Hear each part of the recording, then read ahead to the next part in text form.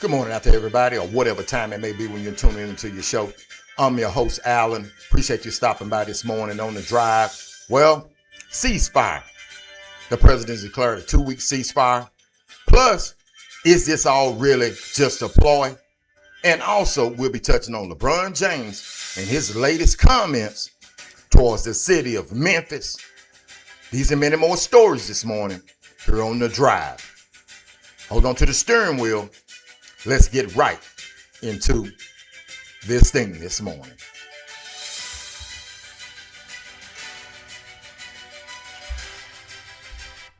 Well, ladies and gentlemen, reports came out yesterday that there would be a 2 week ceasefire. Donald Trump has declared a 2 week ceasefire on the war in Iran. What is this all about? Is it true? Because we know that Israel is still shooting missiles over there. Well, for me on this show, I believe that the reason for the 2 week ceasefire is all a cloud, ladies and gentlemen, to try to get the market to come back up. You know the gas prices are rising, they're steady rising. Food is going up, and the president's approval rating has dropped, plummeted to an all-time low for a sitting president. These stories like this, these things that they're telling us, what do you believe? Do you believe that it's all over? Why now? If there's a 2 week ceasefire, we gave them a certain amount of days to be able to open up the Strait of Hormuz, but they're not opening up the Strait of Hormuz. Nothing's changed. We've got troops over there that are losing their lives, but yet now we're declaring a ceasefire. This ceasefire comes at a time when the economy is plummeting, people are struggling here at home, and once again, the president's approval rating is dropped. It's dropped so much that reports are coming out that they sent in the paperwork to impeach the president. Oh, he's in a lot of trouble. He's in a lot of trouble. He's in a lot of trouble with this war. He's in a lot of trouble with the Epstein files and the hidden, or all of the things that he's trying to hide from the Epstein files. The other countries do not like what's going to happen and what the president of the United States is doing right now. I want you to ask yourself, now we know that Iran, they can't reach us. They don't have the technology to actually reach us with a weapon of mass destruction. But there are other countries out there that definitely do have the capability, like China and Russia. They were at one time, Russia was helping fuel Iran. So now all of a sudden we picking on them. It's like the local bully. He continues to bully everybody except for the people who he know that's going to stand up to him, big or small, big or small. We don't say anything to Russia. We don't say anything to China or any of these people right here. You know why? Because they can reach out and touch us.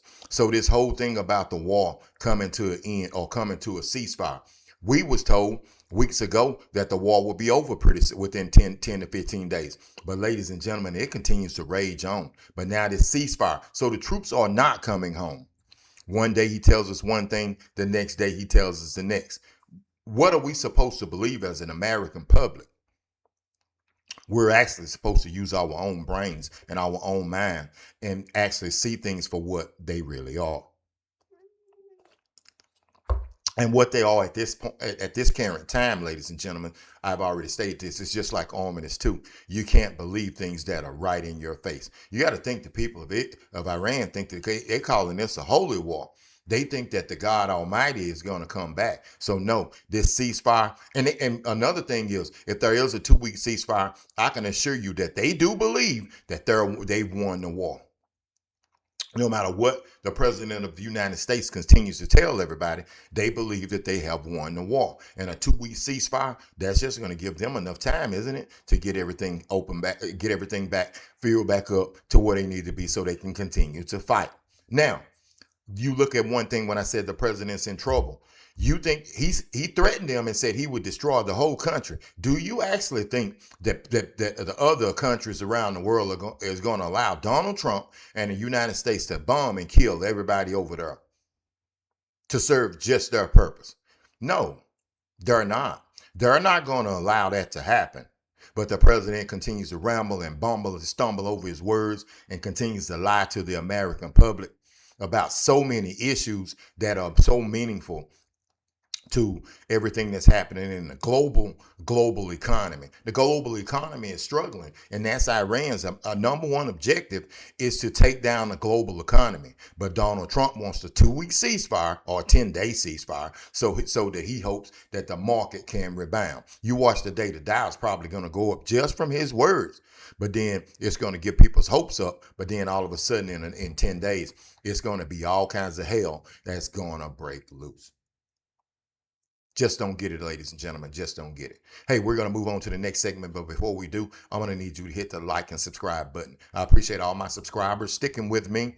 Appreciate you guys and girls out there tuning into the drive in the morning. Appreciate you guys and girls checking out the sports show that comes on in the evening time. So let's keep this thing rolling. Well, ladies and gentlemen, the NBA legend, the self-proclaimed GOAT, Lebron James, has put his foot right in his mouth. He went out of Memphis a few days ago and played and said that no, Memphis, the Memphis Grizzlies should think about moving their franchise, the entire franchise, to the city of Nashville, Tennessee. Now, why did these comments come from LeBron James? Well, LeBron James stated that the city of Memphis, think about this now, the city of Memphis doesn't have the accommodations, the ability to house and accommodate an aging NBA star. Yeah, you heard it right. A basketball player, not the president. Nope, not no anybody. You had a basketball player saying and having enough kahunas to say that the city should move their whole NBA franchise because they don't have the accommodations to accommodate an aging NBA star. That is some of the most ludicrous, out of pocket one of the most ludicrous out of pocket statements that this young man has made. He always makes statements when he should really, and I hate to say it, just dribble a basketball. Really, he should.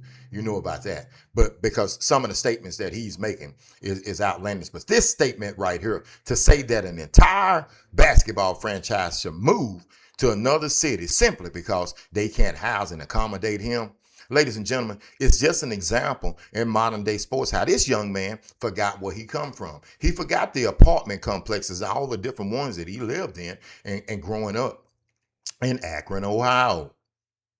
Yeah, I said it right. Akron, Ohio. Bouncing from apartment to apartment, not knowing where he was going to lay his head. But now all of a sudden, he's so good.